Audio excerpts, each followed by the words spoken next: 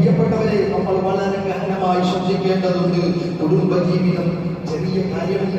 എന്തെങ്കിലുമൊക്കെ അസ്വസ്ഥത ഉണ്ടാകുമ്പോ പെണ്ണിന്റെ നേരെ തലക്കടിക്കുന്നവർ, മോന്തക്കടിക്കുന്നവർ, ചവിട്ടുന്നവർ, കറിക്കൽപ്പോ ഉപ്പ് കുറഞ്ഞു പോയ കറിച്ചട്ടി ഉൾപ്പെടെ എടുത്ത് തലവഴിയിൽ ഒഴിച്ചു കൊടുക്കുന്നവർ, വലിയ വീമ്പ് പറയുന്നവർ, നീയാണ് ഏറ്റവും വലിയ ഷണ്ടൻ, നീയാണ് ഏറ്റവും വലിയ മണ്ടൻ.